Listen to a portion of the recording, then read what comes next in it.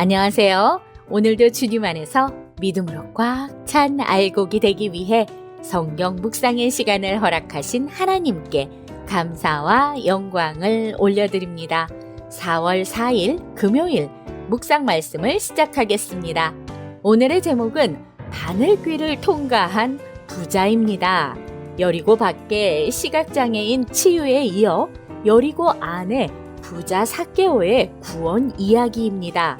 삭개오와 예수님의 만남은 누가복음의 주제인 잃은 자를 찾아 구원하시는 인자를 잘 설명하고 있습니다. 오늘 본문 누가복음 19장 1절에서 10절까지의 말씀을 함께 듣겠습니다. 예수께서 여리고로 들어가 지나가시더라. 삭개오라 이름하는 자가 있으니 세리장이요 또한 부자라.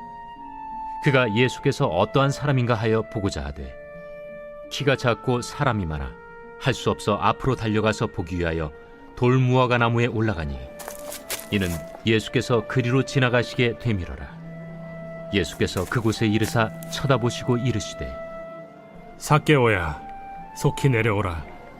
내가 오늘 네 집에 유하여야 하겠다. 급히 내려와 즐거워하며 영접하거늘 못사람이 보고 수군거려 이르되 저가 죄인의 집에 유하러 들어갔도다. 삭개오가 서서 주께 여짜오되 주여 보시옵소서. 내 소유의 절반을 가난한 자들에게 주겠사오며 만일 누구의 것을 속여 빼앗은 일이 있으면 네 갑절이나 갚겠나이다. 오늘 구원이 이 집에 이르렀으니 이 사람도 아브라함의 자손님이로다. 인자가 온 것은 잃어버린 자를 찾아 구원하려 함이니라. 오늘 우리에게 주시는 교훈은 무엇일까요?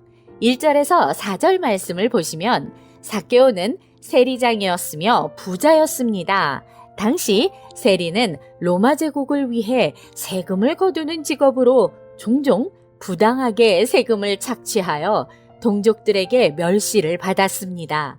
그는 경제적으로는 성공했지만 영적으로는 갈급함 속에 있었습니다.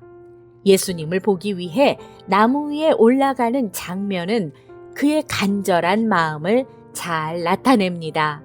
세상에서의 인정과 성공을 쫓느라 영적으로 갈급한 상태를 외면하는 어리석은 자들이 되지 맙시다.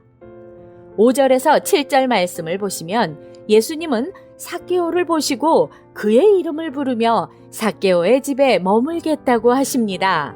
삭개오는 스스로 예수님을 찾았지만 사실은 예수님이 먼저 그를 부르셨습니다. 사람들은 삭개오를 죄인이라고 여겼지만 예수님은 그의 집에 들어가기를 기뻐하셨습니다. 구원은 인간의 노력이나 선행이 아니라 하나님의 주권적인 은혜로 주어지는 것입니다. 예수님이 삭개오의 이름을 부르신 것은 하나님이 택하신 자를 부르신 행위를 상징합니다. 삭개오는 세리장이었고 유대 사회에서 세리는 죄인 중에 죄인으로 멸시를 받았습니다. 예수님은 의인을 부르러 오신 것이 아니라 죄인을 부르러 오셨다고 하셨습니다. 사회적으로 배척받고 멸시받던 사람들도 하나님의 구원의 대상이라는 점을 강조하는 것입니다. 구원은 특정 계층이나 조건을 충족한 사람만 받을 수 있는 것이 아니라 모든 죄인을 위한 것입니다. 8절에서 10절 말씀을 보시면 삭개오는 예수님을 만난 후 자신의 삶을 변화시키는 결단을 내립니다. 자신의 소유의 절반을 가난한 자들에게 나누며 누구를 속여 빼앗은 것이 있으면 4배로 갚겠다고 선언합니다. 이것은 출애굽기의 율법에 따른 배상의 기준인 2배를 넘는 자발적인 회개와 결단입니다. 삭개오는 예수님을 만난 후 자신의 죄를 깨닫고 행동으로 회개했습니다. 삭개오의 선언은 단순한 감정적 변화가 아니라 삶의 실제적인 변화로 나타났습니다.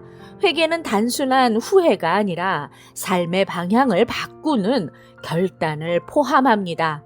예수님은 삭개오에게 오늘 구원이 이 집에 이르렀다라고 선언하십니다. 예수님은 구원이 미래의 일이 아니라 현재적 사건임을 강조하십니다. 예수님의 구원을 현재의 삶에서 경험하며 살아갑시다. 기도하겠습니다.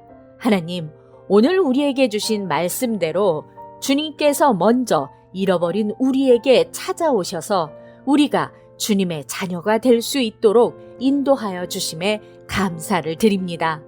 예수 그리스도의 이름으로 기도드립니다. 아멘. 하나님은 우리의 기쁨 속에서 속삭이시고 우리의 양심 속에서 말씀하시지만 우리의 고통 속에서는 크게 외치십니다. 그것은 귀먹은 세상을 깨우는 하나님의 확성기입니다. 삭개오는 부자였지만 영적으로는 공허했습니다.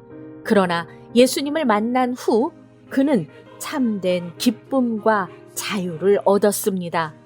우리도 세상의 것들로 채울 수 없는 공허함이 있을 때 예수님을 만나면 구원의 기쁨과 변화의 은혜를 경험할 수 있다는 것을 명심하며 오늘도 광야 같은 세상에서 하나님의 말씀으로 승리합시다. 저는 내일 다시 찾아뵙겠습니다.